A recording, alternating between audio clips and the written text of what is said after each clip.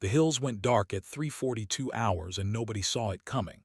Not the fire base, not the Overwatch drone, not the Tactical Operations Center 30 clicks west. One moment the ridge was lit by moonlight and thermal signature. The next, it was a black hole. 6 forward observers stopped transmitting. Their last words were fragmented, panicked, wrong. Something about movement from 3 sides, something about the tree line breathing. Then static. The kind that makes your skin crawl because you know it shouldn't be there. The tactical frequency died like someone cut its throat. Battalion command went into controlled frenzy. Calls went out across 3 provinces. QRF spun up at Bagram. Fast movers scrambled from Kandahar. But the weather had turned savage, a wall of storms that made fixed-wing support a death sentence. They needed rotary. They needed someone insane enough to fly through weather that could shred a Blackhawk like tinfoil. They needed someone with nothing left to lose.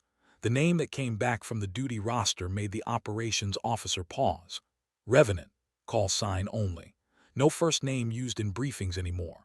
The file was thin in places, redacted in others, but the flight hours told a story. 4,000 combat hours, 3 shootdowns, 2 Purple Hearts. One incident that nobody talked about but everyone knew. She'd been flying medevac in Helmand when her bird took an RPG through the cockpit. Co-pilot died instantly.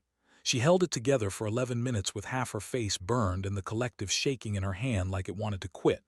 Put the bird down hard but alive in a dry riverbed, pulled 4 wounded Marines out before the airframe started cooking off.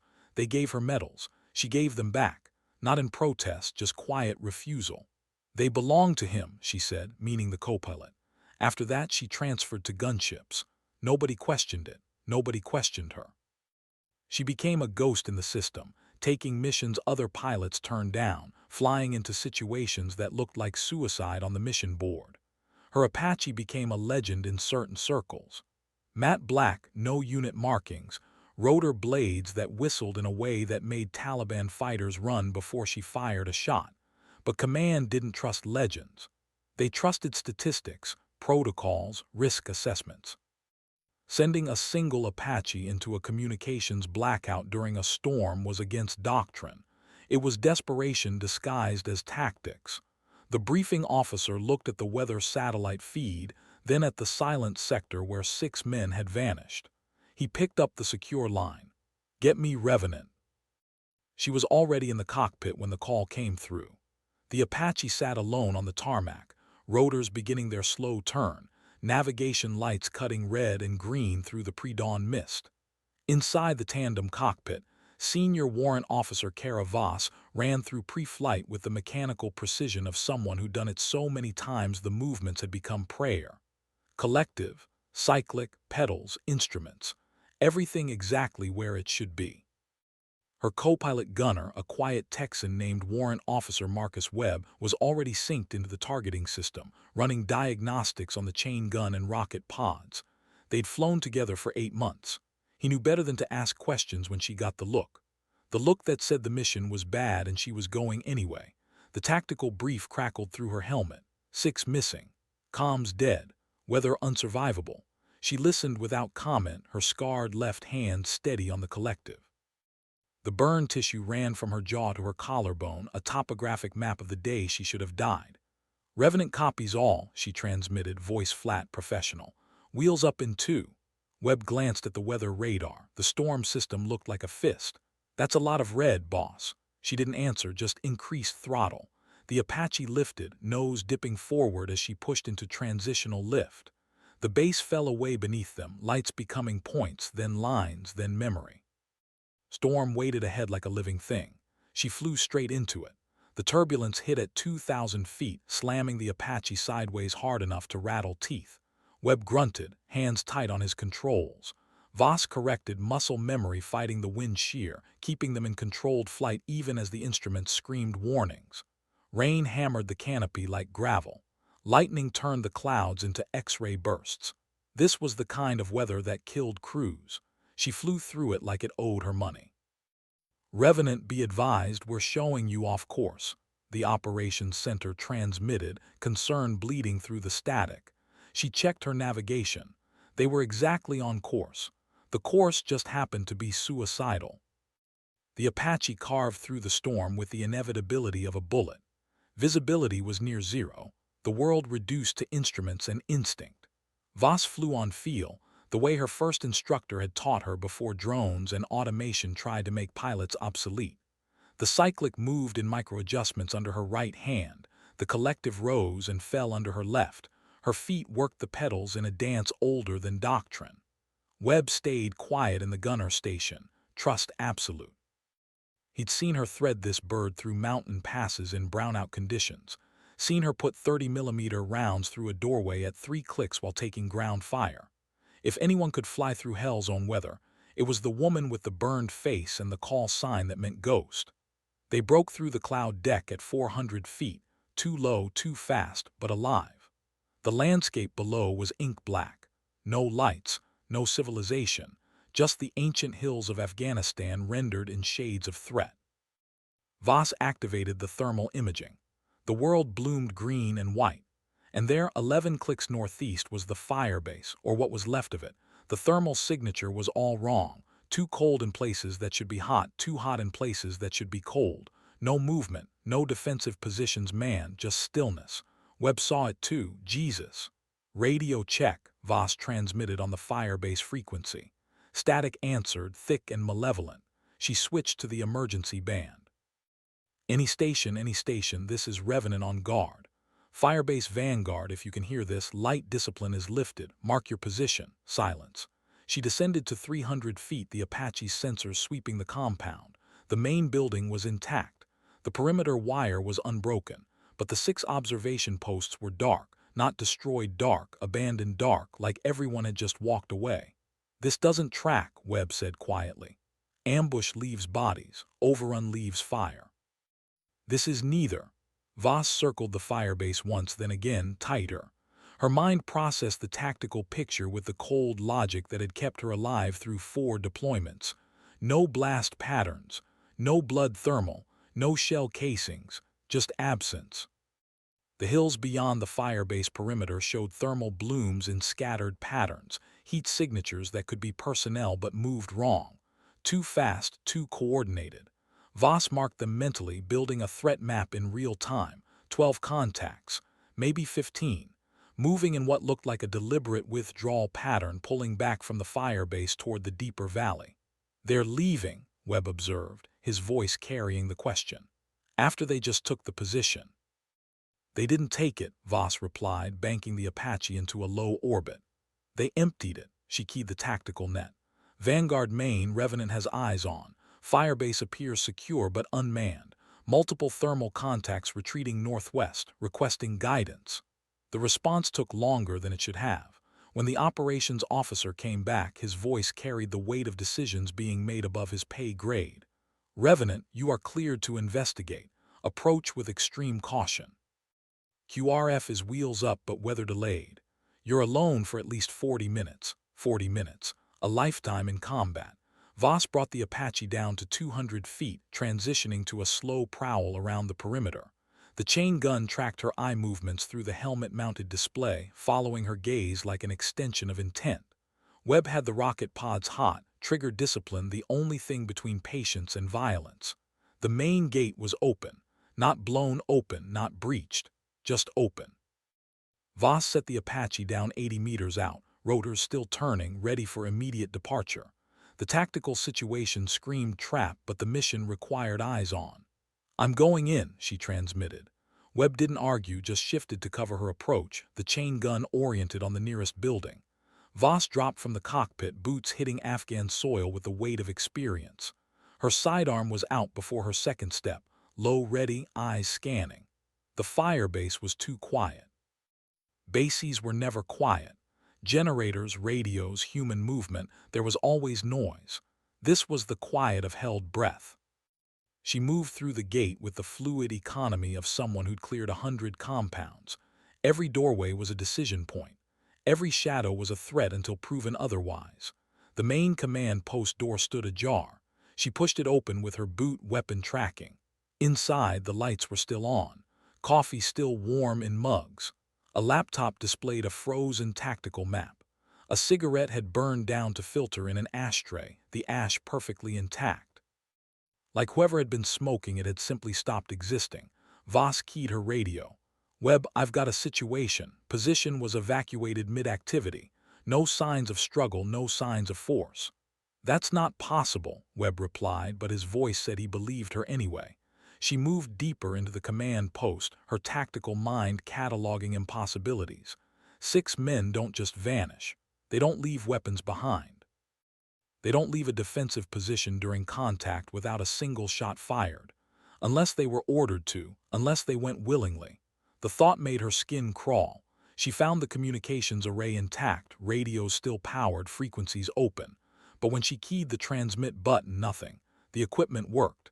The signal just died somewhere between intention and air. She picked up the handset, checked the connections. Everything was correct. Everything was wrong. "Revenant, what's your status?" The operations center sounded worried now. "Investigating anomalous conditions," she transmitted back, keeping her voice level. "All equipment functional, but communications appear jammed or suppressed by unknown means." "Say again." "You're transmitting fine to us." "Affirm. Firebase local comms are dead. Someone cut their throat from the inside." Silence on the other end while they processed that. Voss moved to the observation post nearest the perimeter. The thermal imaging had shown it empty, but protocol demanded physical confirmation. She climbed the wooden ladder, weapon leading. The position was pristine. Night vision optics set aside carefully. Ammunition still in magazines. A half-eaten protein bar next to a water bottle. And on the plywood floor, drawn in what looked like charcoal, a symbol she didn't recognize. The symbol was intricate, circular, composed of interlocking geometric patterns that hurt to look at for too long. Not because of any mystical property, but because the precision suggested obsession. Someone had spent time on this. Care. Intent. Voss photographed it with her helmet cam, then backed down the ladder. 5 more observation posts showed the same thing. Same careful abandonment. Same symbol, drawn with identical precision. Each one was slightly different, like variations on a theme, but the core structure remained. "Webb, I need you seeing this," she transmitted, knowing the video feed was being recorded. "Every fighting position has been marked." "Marked by who?" Webb asked, but the question was rhetorical. Neither of them had answers that made sense. Voss moved back toward the Apache, her instincts screaming that the tactical picture was deeper than it appeared. The firebase had been neutralized without violence. 6 trained soldiers had walked away from their posts during a firefight, and someone had left a calling card. As she approached the helicopter, movement caught her peripheral vision. She spun, weapon up, and saw him, alone, standing at the edge of the perimeter wire, hands empty, posture non-threatening but absolutely still. Afghan male, maybe 30, wearing local dress that was too clean, too new. He watched her with eyes that reflected the Apache's navigation lights. "Don't move," Voss commanded in Pashto, her accent serviceable. The man didn't move, didn't speak, just watched her with the kind of calm that came from certainty. She keyed her radio. "Webb, I have a singleton at my 11 o'clock, covering." "Got him," Webb confirmed. The chain gun had already shifted, the thermal targeting laser invisible but present. Voss moved closer, weapon steady, reading body language for pre-assault indicators. The man spoke, his voice carrying across the distance without shouting. "Revenant," she stopped. The use of her call sign from a local national was wrong on every level. "Who are you?" she asked in Pashto. "A messenger," he replied in English, unaccented, educated. "The men from this place were given a choice. They chose to leave, they chose to live." "Where are they?" Voss demanded, closing the distance to 30 meters, tactical spacing for reaction time. "Walking home," the man said simply. "They will arrive at your main base by dawn, confused but unharmed. We don't want them, we want you to understand." "Understand what?" Man gestured to the hills, to the darkness beyond the firebase, to the country that had swallowed armies for centuries. "That some wars cannot be won by machines. Some wars are older than your nation. You fly in the air, revenant, but you don't see the ground." Voss felt Webb's tension through the radio, his trigger discipline the only thing preventing violence. She made a decision, gambling on intuition. "Why me? Why use my call sign?" For the first time, the man smiled. It wasn't cruel, it was sad. "Because you are already a ghost. because you understand that survival and victory are not the same thing, because they respect you even as they resist you. The man's smile faded. The ones who remember when this valley was theirs, when the sky belonged to no one, when war was a human thing, not a machine thing. He turned, beginning to walk toward the darkness. Voss had a split second to decide, detain him, shoot him, or let him go. "Stop," she commanded. He stopped, looked back. "You will fly many more missions, Revenant. You will save many more lives, but you will not win this war. No one will, because it isn't yours to win." Then he walked into the darkness, and the night swallowed him like he'd never existed. Voss stood motionless for 3 seconds, then moved back to the Apache, her mind cataloging the encounter for the inevitable debrief. Webb's voice was tight. "Orders." "We wait for QRF," Voss replied, climbing back into the cockpit. "We secure the site, we document everything. And the messenger goes in the report exactly as it happened. Let intelligence sort it out." She brought the Apache back to full power, lifting to an overwatch position as the storm began to clear. The hills below were dark again, but now the darkness felt less empty, felt watched. At 6:23 hours, the QRF Blackhawks arrived with 30 heavily armed soldiers who swept the firebase and found exactly what Voss had reported. Nothing. At 7:01 hours, 6 disoriented but physically unharmed soldiers walked into the main base perimeter, 30 kilometers away, with no memory of how they'd gotten there. The investigation would take weeks. The conclusions would be classified. But the story would spread anyway, the way stories always did. About the firebase that went dark, about the symbols no one could explain, about the Apache pilot with the burned face who flew into impossible weather and came back with impossible answers. In the debriefing room, a colonel with 3 deployments and tired eyes listened to Voss's report without interruption. When she finished, he was quiet for a long moment. "Off the record, warrant officer," he said finally. "What do you think happened out there?" Voss met his gaze, her scarred face impassive. "I think someone wanted us to know they could make our people disappear without firing a shot. I think it was a demonstration, and I think we're not fighting the war we think we're fighting." The colonel nodded slowly. "On the record, equipment failure, communications blackout, personnel temporarily disoriented by possible chemical exposure. Recommend medical evaluation and continued surveillance of the sector." "Good," the colonel said, closing the file. "Stick to that." But as Voss left the debriefing room, she knew the truth would follow her. The hills had gone dark, and when they came back to light, nothing was the same. The Apache sat on the flight line 3 days later, ground crews swarming over it like ants, performing post-mission maintenance that was more ritual than necessity. Voss watched from the hangar, coffee in hand, the burned scars on her face catching the harsh Afghan sunlight. Webb found her there, his own coffee matching hers in the eternal military tradition of caffeine and contemplation.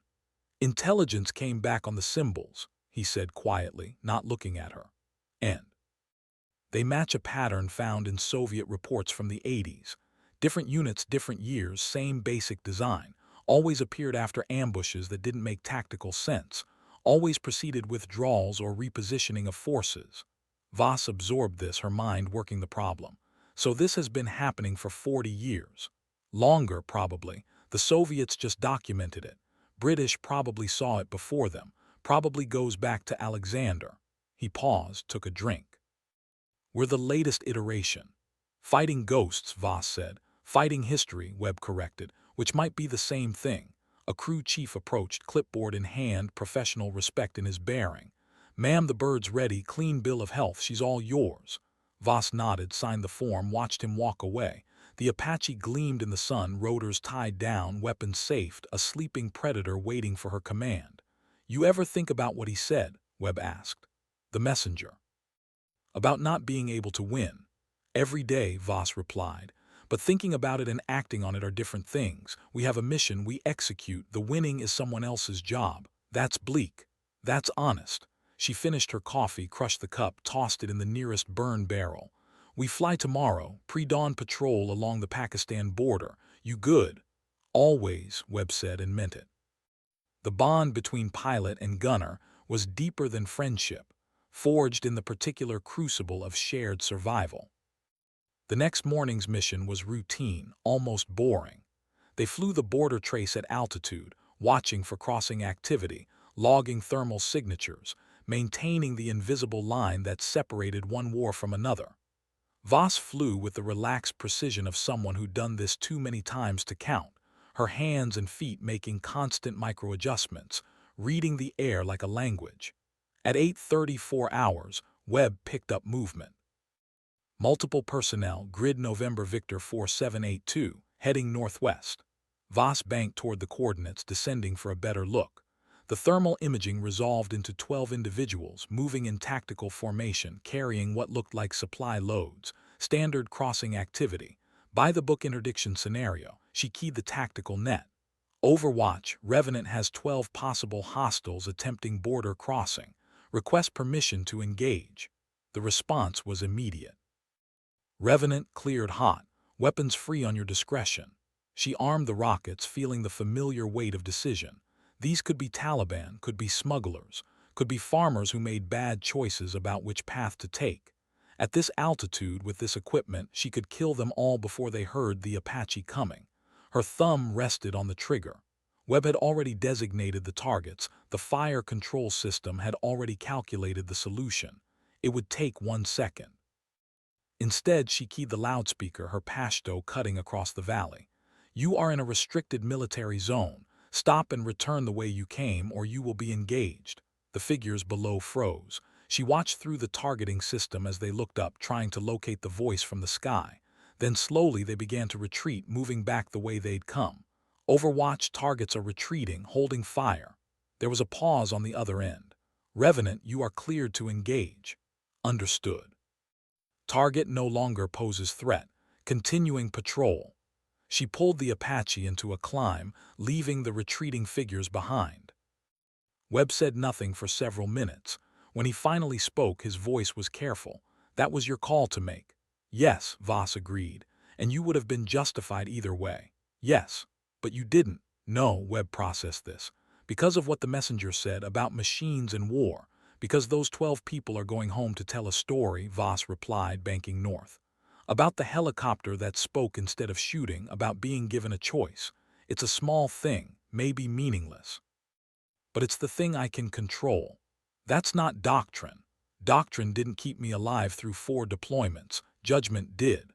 They flew in silence for a while, the border scrolling beneath them, the war continuing with or without their participation. At 11:47 hours, they landed back at base, mission complete. Another day survived. The debrief was short. She reported the contact, the verbal warning, the retreat. The operations officer made notes, asked clarifying questions, accepted her tactical decision without comment. Command had learned that Revenant's judgment was generally sound, even when it deviated from standard procedure. After the debrief, Voss walked the flight line, her ritual. She checked every aircraft she passed, looking for the small details that separated good maintenance from fatal oversight. A loose panel here, a leaking seal there. She reported them to the crew chiefs, who appreciated the extra eyes. At the end of the line, she found her Apache, already being prepped for the next mission. A young specialist was cleaning the canopy, careful and thorough. He saw her approach and straightened, uncertain. "Ma'am, how's she looking?" Voss asked. "Perfect, ma'am, best bird on the line." Voss ran her hand along the fuselage, feeling the metal warm from the sun. "She's taken care of me, I take care of her, that's the deal." The specialist nodded, understanding in a way that didn't require words. That night Voss lay in her rack, listening to the sounds of the base settling into its restless sleep. Generators hummed. Distant voices carried across the compound. Somewhere, someone was watching a movie too loud. The familiar symphony of deployment. She thought about the messenger's words, about ghosts and machines, about wars that couldn't be won, about the difference between survival and victory. Her co-pilot had died believing in victory.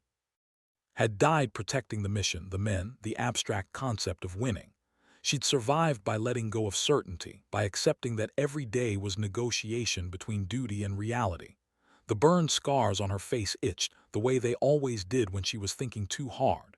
She touched them absently, remembering fire and pain and the impossibly long 11 minutes that had redefined her understanding of time. Her call sign had started as dark humor, revenant, a ghost seeking revenge. But over time it had become something else, a ghost seeking peace, a spirit that walked between worlds, never quite belonging to either.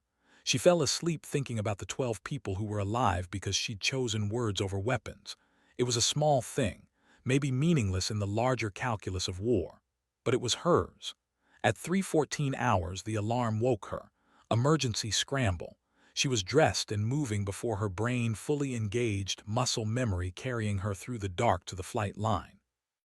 Webb was already there, running pre-flight checks by flashlight. "What's the situation?" she asked, pulling on her helmet.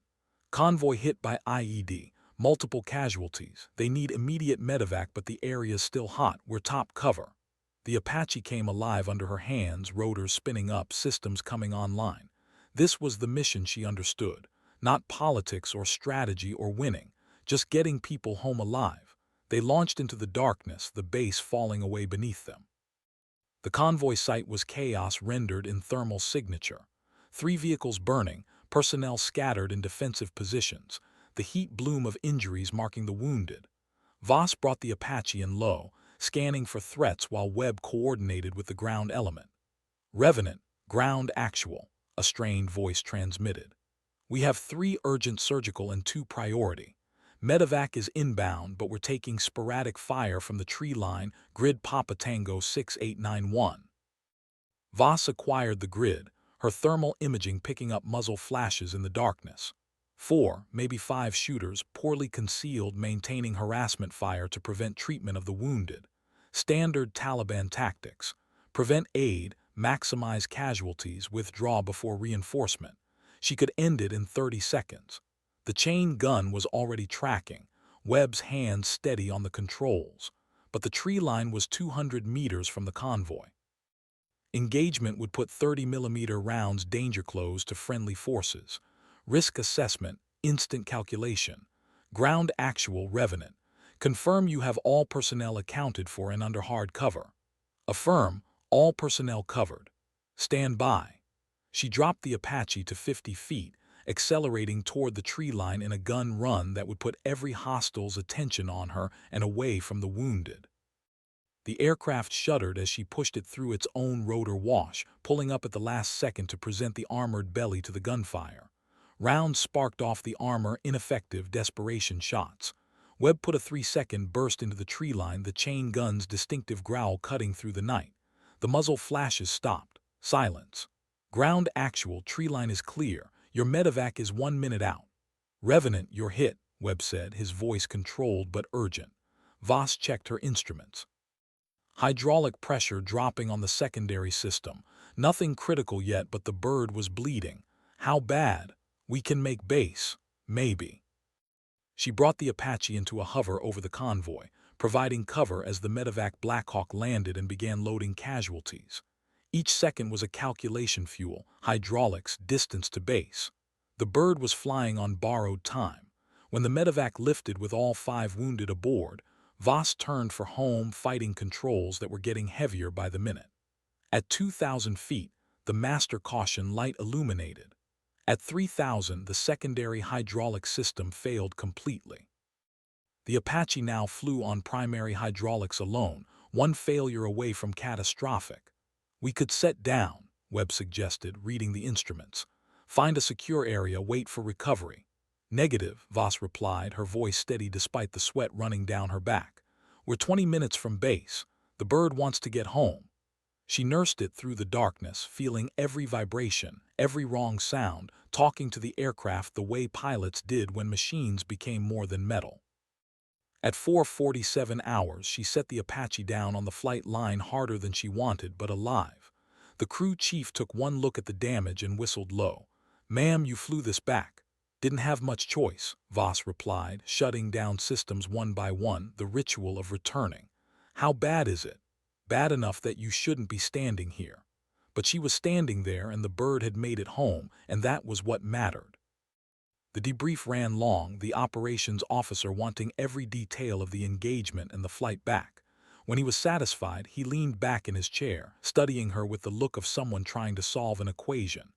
You have a gift for bringing damaged aircraft home, warrant officer. Just stubborn, sir. There's a difference between stubborn and skilled. You understand that, right? Voss didn't answer, just waited for dismissal. The colonel signed off on the report and waved her out. Webb found her in the hangar later, watching the maintenance crews work on the Apache. The damage was worse than she'd thought. Hydraulic lines shredded, armor panels scarred, structural stress in the tail boom. It would be down for days, maybe a week. You keep breaking your own bird, Webb observed. She keeps bringing me home, Voss countered. Fair trade. They stood in comfortable silence, two people who'd learned to trust each other in the specific way that combat demanded. Finally, Webb spoke. Wounded all made it to surgery. Prognosis is good for all five. Good, because you put yourself between them and the shooters. That's the job. That's beyond the job, Webb corrected. That's personal. Voss looked at him then, her scarred face catching the hangar lights. It's all personal, every mission, every decision, every time we spin up. We just pretend it isn't because pretending makes it survivable. Webb nodded slowly, understanding. The messenger was right about you. You are a ghost. But not the kind, he thought. What kind, then? The kind that haunts the living, the kind that reminds us what we're supposed to be doing out here. Before Voss could respond, an airman approached with a message slip. She read it, her expression unchanging, then handed it to Webb. Orders for a mission brief at 1400 hours. Priority tasking. No details. They're not giving us much rest, Webb commented. They never do, Voss replied. Get some sleep. I'll see you at the brief. She walked out into the Afghan sun, the heat already building despite the early hour. The base was coming alive around her, another day of the war beginning. Somewhere the 12 people she'd warned instead of killed were going about their lives. Somewhere the 5 wounded soldiers were being stabilized. Somewhere the messenger was telling stories about helicopters and choices. And here she was just a pilot with a damaged bird, waiting for the next mission, carrying ghosts she couldn't name. The mission brief at 1400 hours was classified, which meant serious, which meant someone at a high pay grade had decided the situation required particular attention. Voss and Webb sat in a secured room with a major from intelligence and a colonel from special operations. The major was young, probably his first deployment, trying to project authority he hadn't yet earned. The colonel was old, probably his last deployment, past caring about projection. Gentlemen, ma'am, the major began, pulling up a satellite image on the screen. 4 days ago, we intercepted communications indicating a high-value target is moving through this sector. He highlighted a valley system in Kunar province, close to the Pakistan border. Difficult terrain, limited access, historically hostile. The target is a senior Taliban commander responsible for multiple attacks on coalition forces. We have a narrow window for engagement. Voss studied the terrain, her tactical mind already working the problem. The valley was a natural funnel, surrounded by high ridges that would make approach difficult and escape dangerous. Perfect ambush geography. What's the tasking? She asked. You provide close air support for a special operations team moving to capture or kill. Time on target is 200 hours tomorrow. Weather is forecast clear. Rules of engagement are weapons free on confirmed hostile forces. The colonel spoke for the first time, his voice carrying the weight of experience. This is a volunteer mission, warrant officer. The terrain is challenging. The opposition is likely significant. We're asking because you have the particular set of skills this situation requires. Translation. It was dangerous enough that they wanted someone expendable but competent. Someone with a track record of surviving impossible situations. Someone who wouldn't hesitate when hesitation meant friendly casualties. I'm in, Voss said without pause. Webb nodded agreement. The colonel smiled slightly, like he'd expected nothing else. Good. Your bird will be operational by 2200 hours tonight. Use the time to rest and prepare. The brief continued with details, frequencies, authentication codes, contingency plans that everyone knew would be useless once contact was made. At 21:37 hours, Voss stood beside the Apache, now repaired, watching the maintenance crew chief run through final checks. The bird looked good, better than good. The crew had worked overtime, taking pride in the aircraft that kept bringing their pilot home. She's ready, the chief said, handing Voss the logbook. Tighter than factory spec. You did good work, Voss replied, meaning it. Just bring her back, ma'am, and yourself. It was the closest thing to sentiment the chief would allow himself. Voss nodded, understanding the unspoken contract. She would fly the bird hard and they would keep it flying. At 1:47 hours, the Apache lifted into darkness so complete it felt like flying into oblivion. Voss flew on instruments and instinct, the terrain below invisible except in thermal signature and radar return. The Special Operations team was already on the ground, moving through the valley in silence, hunting a man who'd killed too many. At 2:03 hours, contact. The radio crackled with controlled violence, automatic weapons fire, explosions, voices calling targets and coordinates. The operation had gone loud. Voss pushed the Apache forward, descending into the valley at speeds that made the terrain warning scream. Webb was already tracking targets, the thermal imaging showing a firefight spread across 300 meters of broken ground. Revenant ground element, the team leader transmitted, his voice tight. Multiple hostiles, grid Quebec Romeo 8834, danger close, we need fire now. Voss acquired the grid, saw the tactical picture instantly. The team was pinned in a dry riverbed, taking fire from elevated positions on both sides. Classic L-shaped ambush. She had seconds to decide. Danger close meant the margin for error was measured in meters. One wrong burst and she'd kill the people she was trying to save. She armed the rockets, designated targets, and fired. The night erupted in flame and pressure, the rockets impacting with precision that looked like luck, but was skill honed over 4,000 hours. The hostile fire slackened, then stopped.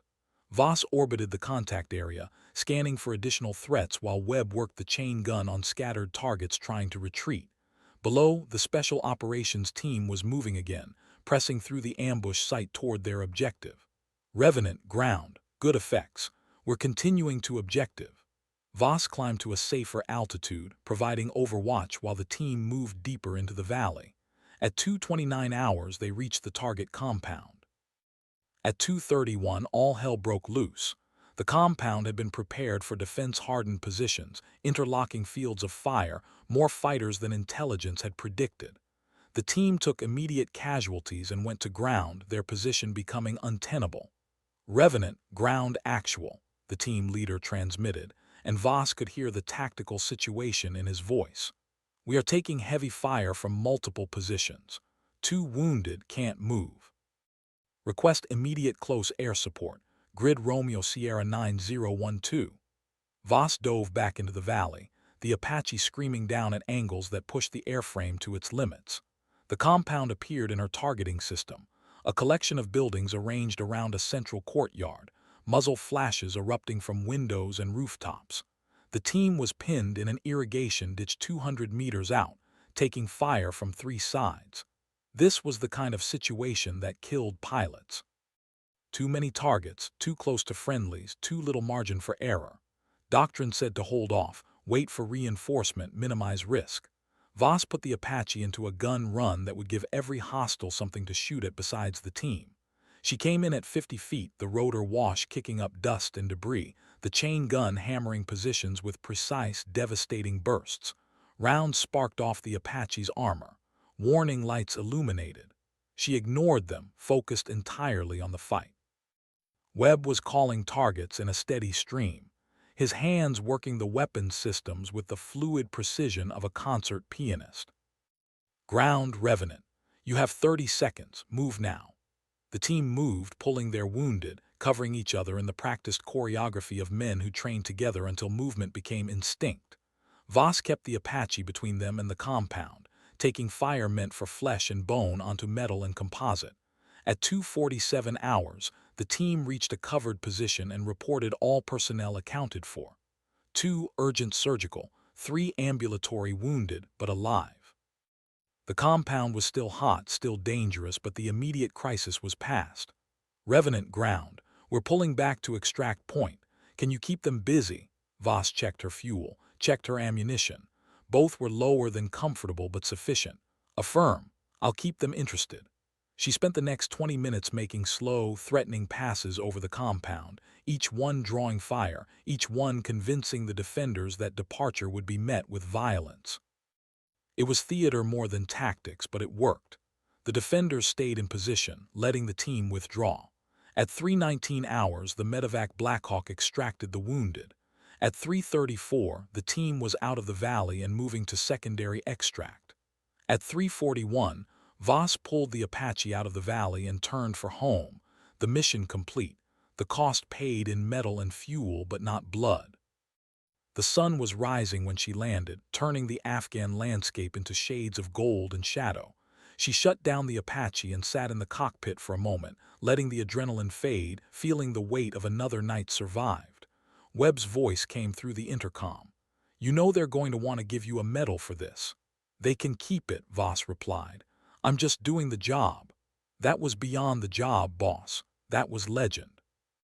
Legends are just stories people tell when they don't understand what actually happened.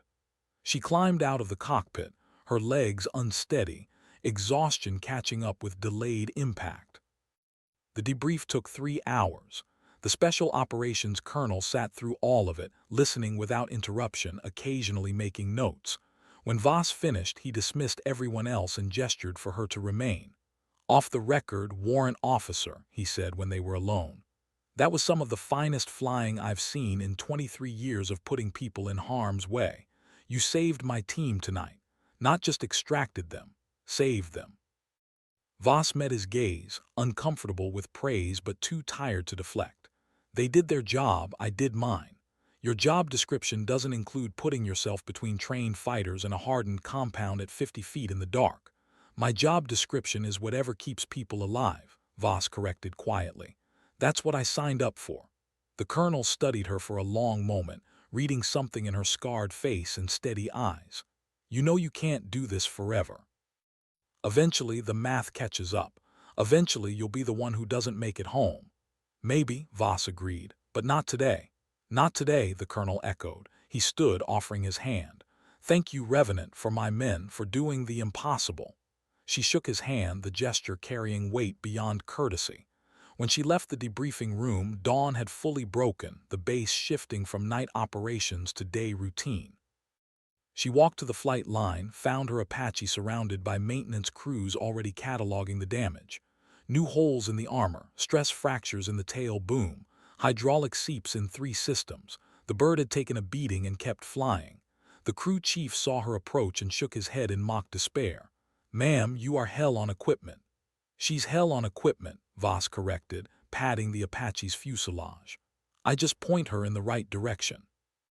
However you want to explain it, she's down for at least 72 hours, probably longer. 72 hours. 3 days without flying. 3 days to think, to remember, to feel the weight of missions and decisions." Voss spent the enforced downtime doing what she always did, preparing for the next mission. She studied terrain maps, reviewed intelligence reports, ran through tactical scenarios in her mind. Webb found her in the operations center at midnight, surrounded by satellite imagery and threat assessments. "You need to sleep," he observed. "I'll sleep when we rotate home. That's 3 months from now. Then I'll sleep in 3 months." She didn't look up from the maps, her scarred hand tracing potential flight paths through hostile terrain. Webb sat down across from her, his own exhaustion evident in the way he moved. "They're talking about extending us," he said quietly. "Command wants to keep the team together. Apparently we're too effective to pull out." Voss finally looked up. "You have family waiting. Wife, kids, tell them no." "What about you? You have anyone waiting?" The question hung in the air between them. Voss thought about her empty apartment in Georgia, the place she paid rent on but hadn't seen in 18 months. Thought about the co-pilot who'd died beside her, who'd had a fiancé and parents and a future that ended in fire. "No," she said simply. "No one's waiting." "Then why do you keep doing this? Why push yourself mission after mission until something gives?" Voss looked back at the maps, at the valleys and ridges and towns marked in red for hostile activity. "Because someone has to. Because I'm good at it. Because the alternative is sending someone less experienced, less prepared, and they die when maybe I would have survived." "Survivor's guilt is a hell of a motivator," Webb said gently. "This isn't guilt," Voss corrected. It's math. I have 4,000 hours. I know the terrain. I know the threats. I know how to read a situation and make the call that keeps people alive. That knowledge dies with me if I stop using it. Webb was quiet for a moment, processing this logic that was both sound and self-destructive. You know that's not sustainable, right? Eventually, your luck runs out. It's not luck, Voss said. It's skill and judgment and knowing when to push and when to pull back. Luck is what happens to people who don't know the difference. And the day your skill isn't enough, Voss smiled, the expression transformed by her scars into something haunting. Then I'll be a cautionary tale in some other pilot's brief. Don't be like Revenant, don't push it too far. And maybe that warning saves someone. She stood, gathering her maps and notes. I'm going to get a few hours, you should too. When the bird's ready, we'll be back up. Webb watched her leave, understanding that he just witnessed the core of what made Revenant both exceptional and doomed. She flew not for victory or glory, but for the mathematical certainty that her presence increased survival rates. It was selfless and selfish, simultaneously selfless in intent, selfish in the assumption that only she could do it well enough to matter. 3 days later, the Apache was operational again. The crew chief signed it off with the pride of someone who performed minor miracles with limited parts and unlimited determination. At 5:46 hours, Voss and Webb launched on a routine patrol that would become anything but routine. The mission brief had been standard border surveillance, check on remote checkpoints, show of presence in contested areas. But at 7:12 hours, a checkpoint went silent mid-transmission, and Voss recognized the pattern. Webb, pull up the map from the firebase incident, compare the grid coordinates. He did, and the silence that followed confirmed what Voss already knew. Same valley system, same tactical signature, same impossible quiet. Overwatch, Revenant. Requesting permission to investigate checkpoint Sierra 4. They've gone silent and the pattern matches previous anomalous incident. The operations officer's voice carried hesitation. Revenant, that's outside your patrol area. Affirm, but I'm 12 minutes out and familiar with the tactical picture. Request permission to investigate. A pause, then. Revenant, cleared to investigate. Proceed with caution. QRF is being notified. Voss turned the Apache toward the checkpoint, feeling the familiar weight of decision. Webb armed the weapon systems without being asked, the two of them falling into the synchronized rhythm that came from months of flying together. The checkpoint appeared in the distance, a small fortified position on a ridgeline, designed to observe and report, not to fight. As they approached, the wrongness became apparent. No movement, no radio response, no defensive posture, just stillness. Voss brought the Apache into a hover 200